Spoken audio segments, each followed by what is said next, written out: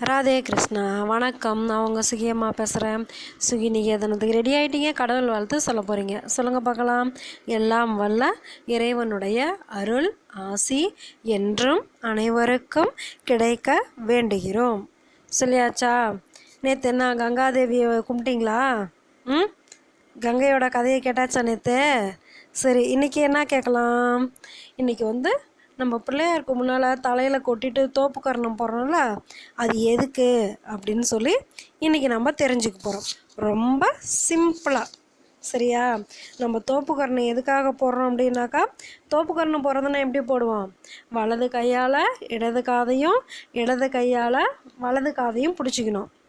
உங்களுக்கு இங்கிலீஷில் சொன்னால் தான் தெரியுமா? ரைட் ஹேண்டால் லெஃப்ட் காது, லெஃப்ட் ஹேண்டால் ரைட் காது பிடிச்சி உட்காந்து எந்திரிக்கணும். அப்படி எந்திரிக்கும் போது நம்ம உடம்புல இருக்க எல்லா உறுப்புமே இணைக்கிற புள்ளி இந்த காதில் தான். காது மடல் இருக்குல்ல, நம்ம மடக்கினா மடங்குமில்ல மடல், அதில் தான் இருக்காம்.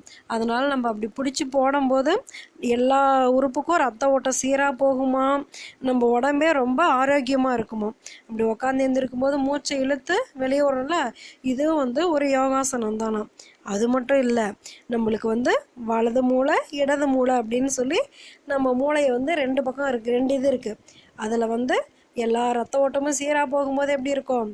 நம்ம மூளையும் நல்லா வேலை செய்யும்.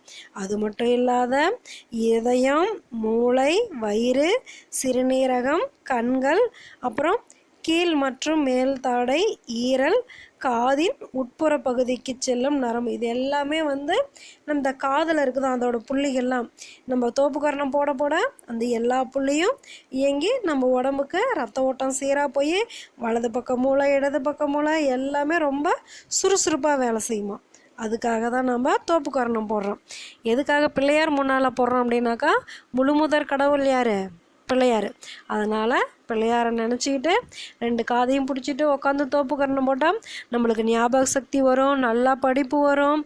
அதுக்காக தான் குட்டி குட்டி பிள்ளைங்கள்லாம் டீச்சர் என்ன சொல்கிறாங்க? தோப்பு கரணம் போட சொல்கிறாங்க. அது பனிஷ்மெண்ட் கிடையாது, நம்மளுக்கு ஞாபக சக்தியை வர வைக்கிறதுக்காக. சரியா? அது மட்டும் இல்லாத ஆட்டிசம் குழந்தைங்களுக்கு இந்த தோப்பு கரண பயிற்சி ரொம்ப பலன் தருமா. ஒரு நாளைக்கு குறைஞ்சது 5 அல்லது 10 தோப்பு கரணமாவது போடணுமா.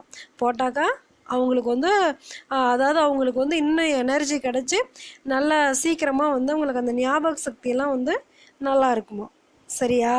இன்றைக்கி நம்ம என்ன கற்றுக்கிட்டோம்? தோப்பு கரணம் எதனால் போடுறோம் அப்படின்னு சொல்லி கற்றுக்கிட்டோம். என்ன, இனிமேல் பிள்ளையார் முன்னால் டெய்லியும் தோப்பு கரணம் போடுறீங்களா? தோப்பு கரணம் டெய்லியும் போட்டோம்னாக்கா நம்மளுக்கு அறிவெல்லாம் நல்லா வளர்ந்து நம்ம நிறையா விஷயம் தெரிஞ்சுக்குவோம். நம்மளுக்கு ஞாபக சக்தியும் வரும். தலையில் குட்டிக்கிறதுனால மூளையில் இருக்கிற நரம்பெல்லாம் சுறுசுறுப்பாக வேலை செய்யும். சரியா? சரி, ஓகே, பாய். ராதே கிருஷ்ணா.